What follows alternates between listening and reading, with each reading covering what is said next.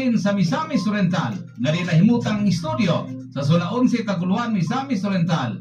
Nagaluminaw kamo sa Miso Radio 87.5 FM sa dial sa inyong mga radyo nga nagasibya sa katuyuan nga mobalita, moalagad ug mulingaw. Ang Miso Radio adunay gigusgon nga 5,000 watts o ginisakop sa KBP kon kapisanan ng mga broadcaster ng Pilipinas. Gikan sa hawanan sa Miso Radio 87.5 FM, amo karon hinatod ang mga maundanong balita. Pinaagi sa Miso Radio Patrol Balita sa hapon. Dinhi inyong masayran ang nagkadaiyang labas ng mga balita sa atong palibot. Miso Radio Patrol Balita sa hapon. Ug karon ang inyong mga tigbalita.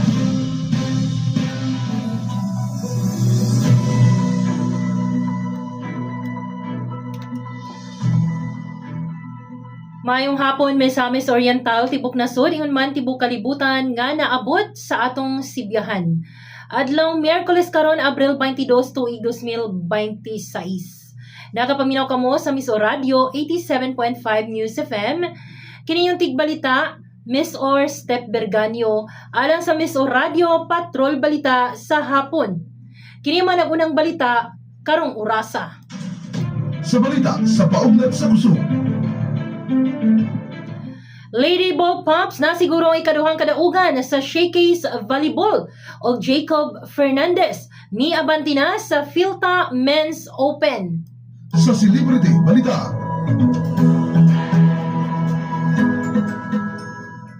Kim Chu nang hatag og libreng gas o groceries sa mga drivers. O Ruben Padilla gibaligya ang Museo de Padilla property. Alang sa balita sa negosyo.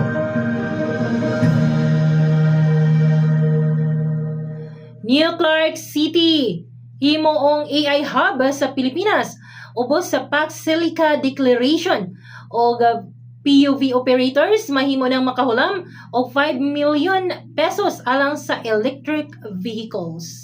Sa balita kawas sa nasud.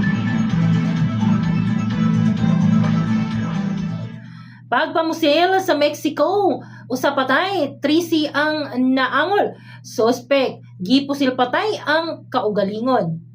Samtang sa 62 kanasud sa kalibutan nilagda sa Artemis Accords og Trump gilugwayan ang ceasefire sa Iran. Sa balita sunod sa nasud. Workload sa mga teachers. Maminusan pinaagi sa AI tool nga ilusad sa DepEd. Og salen og bank records ni VP Sara gisusi sa House impeachment hearing. Dugang balita sulod sa nasod, executive branch dapat manubag sa issue sa flood control. Sa balita sa rehiyon.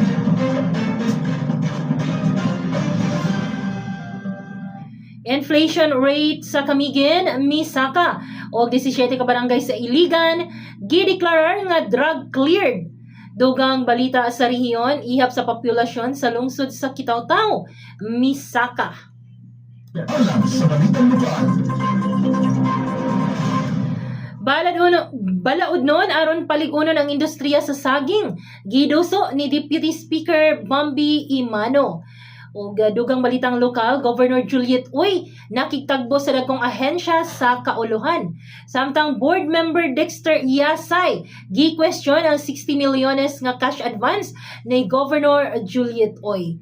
O dugang balitang lokal, centenarian sa Villanueva gipasidunggan o gihatagan og 50 mil ka pesos. Samtang mga sungkod gitunol usab sa magsaysay. Sa pulis balita. Duha patay, duha sa marana sa pagpamusil sa Kulambugan, Lanao del Norte ug wanted sa kasong double homicide, siko sa Osamis City. Samtang top 2 most wanted sa Miss Or, siko pasab sa kasong rape ug sexual assault. Dugang police balita, top 7 most wanted person sa kasong child abuse, siko. At ang iyang mga detalye na ini sa atong pagbalik, human sa pahinumdom.